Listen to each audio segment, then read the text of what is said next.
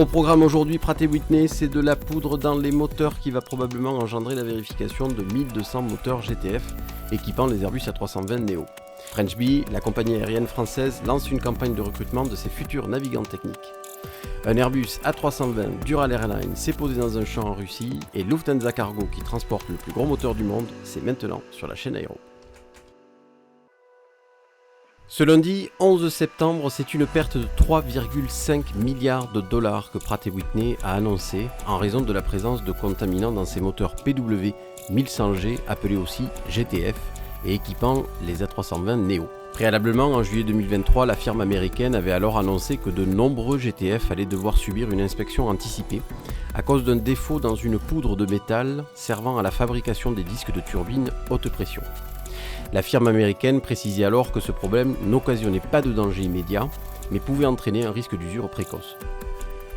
Quelques jours plus tard, la FAA a exigé des compagnies aériennes concernées que des contrôles soient réalisés afin de prévenir tout incident. Ce 11 septembre, Pratt & Whitney informe que le problème concerne 1200 moteurs sur 3000 fabriqués entre 2015 et 2021. Concrètement, Pratt & Whitney a déclaré qu'il devrait retirer 600 à 700 de ses moteurs GTF des Airbus A320neo pour des inspections qualité au cours des 3 prochaines années. Chaque inspection pourrait durer jusqu'à 300 heures et seront réalisées et étalées entre 2023 et 2026. Ces durées d'inspection pourraient entraîner l'immobilisation de 350 avions par an en moyenne jusqu'en 2026, estime RTX, la maison mère de Pratt & Whitney. A noter que selon la dépêche du midi, la majorité des inspections pourraient être réalisées d'ici au premier semestre 2024. La compagnie aérienne française French Bee lance son premier vol commercial en 2016 avec une première destination Punta Cana. French Bee est né d'une réflexion sur l'évolution du transport aérien dans le monde et de la volonté du groupe Dubreuil de ne pas se laisser le champ libre à la concurrence étrangère sur les marchés du low-cost long courrier.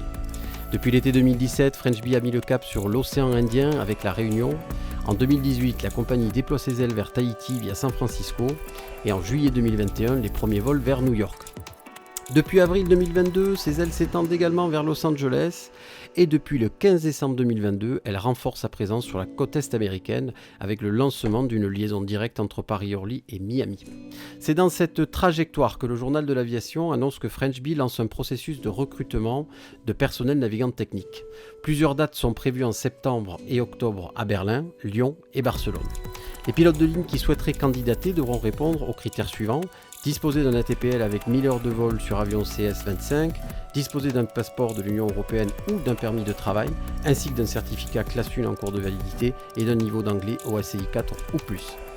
Alors qu'il effectuait une liaison entre Sochi et Omsk en Russie, un Airbus A320 de la compagnie Ural Airlines avec 159 passagers à son bord a dû effectuer un atterrissage d'urgence dans un champ situé près du village de Kameka dans la région de Novosibirsk en Sibérie. Les circonstances précises devront être établies par l'enquête, mais l'Airbus A320 immatriculé RA 73805 aurait été initialement dérouté par son commandant de bord sur un aérodrome de déroutement, Novosibirsk, en raison d'un problème hydraulique. Craignant de ne pas avoir assez de carburant, le commandant de bord aurait décidé de poser l'appareil train-sortie dans un champ. L'Airbus A320 dispose de 3 circuits hydrauliques indépendants, ce qui rend une panne générale de la pression hydraulique extrêmement rare. Cet incident questionne sur l'impact des problèmes d'approvisionnement en pièces suite aux mesures prises contre la Russie dans le conflit ukrainien.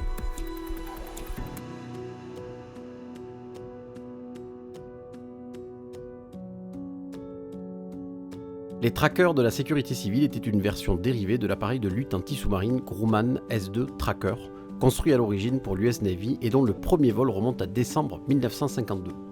Ils ont été retirés de la flotte en 2020. Le tracker S-2 FT, également appelé Turbo Firecat, est un avion bombardier d'eau et était capable d'emporter 3400 litres d'eau ou de produits retardants. Ils ont été utilisés par la sécurité civile de 1969 à 2020. À l'arrêt de leur exploitation en 2020, ces derniers ont été stockés sur le terrain de Nîmes-Garons. Les trackers ont été remplacés progressivement par le Dash 8 dès 2005 et complètement retirés de la flotte de la sécurité civile depuis le 13 février 2020.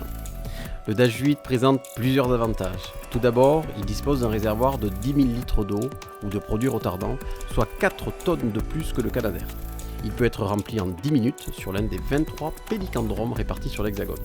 Sa vitesse, pouvant aller jusqu'à 670 km/h, lui permet de couvrir l'ensemble de la zone sud-ouest. Le Dash peut relier Nîmes-Bordeaux en 1 heure contre 2 avec le Canadair.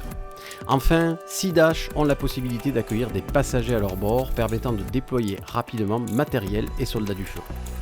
D'après le rapport sénatorial, l'État français dispose pour sa protection incendie de 12 Canadair, 6 Dash 8 MR-BET avec un port de passagers, 2 Dash 8 MR et 3 Beech 200. D'après Aérobuzz, 2 trackers de la sécurité civile sont destinés à être remis en vol sous une immatriculation d'aéronefs de collection. Le T-24 tout d'abord, qui a été attribué conjointement à l'Amicale des Pompiers du Ciel et au Musée de l'Aviation de Chasse de Montélimar, et le T-15 qui lui sortait d'une grande visite au moment de l'arrêt des vols a été attribué à l'Amicale halle-saunaise des avions anciens.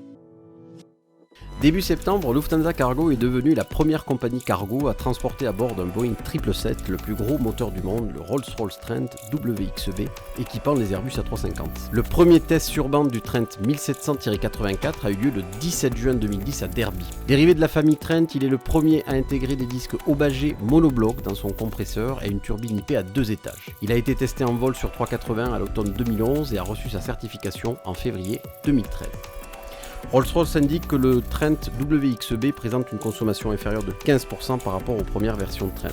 C'est Qatar Airways qui fut la première compagnie à exploiter le moteur en service commercial.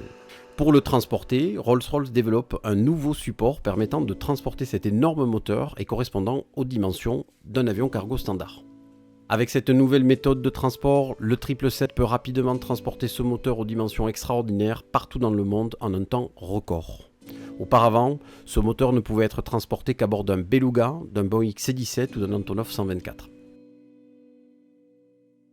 L'aéroport de Perpignan fête ses 100 ans et a organisé à cette occasion un événement aérien les 15 et 16 septembre. Au programme, largage de parachutistes et démonstration de Nord Atlas, démonstration d'Aéro-Pyrénées, de Languedoc Voltige, d'Aérofutur, de planeur de voltige, ainsi qu'une démonstration du Breguet 14 et du mythique DC-3. L'aéroport était à l'époque de l'aéropostale un lieu d'escale pour ses pilotes, dont Mermoz. Le plus ancien utilisateur de la plateforme est l'aéroclub du Roussillon, qui depuis le 29 octobre 1910 regroupe les passionnés d'aviation du département. Inauguré le 13 mai 1923, l'aérodrome de la Labanière, d'un nom d'un petit cours d'eau, permet à Perpignan de prendre une place importante dans le ciel français. Après-guerre, Perpignan devint tête de ligne pour la traversée de la Méditerranée en direction de l'Algérie et du Maroc. Dans les années 1950, l'attrait de la Costa Brava ouvre la belle époque des charters anglais. En 1977, le terrain est rebaptisé. La Labanière devient l'aéroport international Perpignan-Rivesaltes. Le terroir de Rivesaltes saisissant là l'occasion d'accroître la notoriété de son cru viticole. Après 50 ans de gestion par la Chambre de commerce et d'industrie de Perpignan et des Pyrénées-Orientales, Veolia prend la gestion de l'aéroport le 22 avril 2011. Depuis le 1er janvier 2020, la Société publique locale aéroportuelle et régionale, SPLAR, assure la gestion de l'aéroport dans le cadre d'un contrat de délégation de service public de 10 ans. Cette SPL obtient également la gestion de l'aéroport de Carcassonne-Salvaza pour la même durée. En janvier 2021, l'aéroport de Tarbes-Lourdes-Pyrénées les rejoint dans cette même structure, dont la région Occitanie détient 62% du capital. La compagnie nationale vietnamienne Vietnam Airlines va signer un accord initial pour l'achat d'une cinquantaine de Boeing 737 MAX pour 10 milliards de dollars, a rapporté l'agence financière Bloomberg. La négociation a été finalisée entre les deux partenaires à l'occasion de la visite du président américain Joe Biden au Vietnam en septembre. Le Vietnam est l'un des marchés aériens à très forte croissance. En 2022, dans la période de reprise post-pandémie, il était le 5e marché de l'aviation à la croissance la plus rapide au monde, selon l'Association internationale du transport aérien. Il devrait enregistrer jusqu'à 150 millions de passagers par an d'ici à 2035. L'année dernière, la compagnie privée vietnamienne Vietjet a déjà signé avec l'avionneur américain une méga commande de 200 737 MAX qui devrait être livrée entre 2024 et 2028. Si vous avez aimé cette vidéo, abonnez-vous, laissez un pouce bleu et des commentaires pour l'amélioration. Je vous souhaite une bonne semaine et à la semaine prochaine sur la chaîne de l'aéro.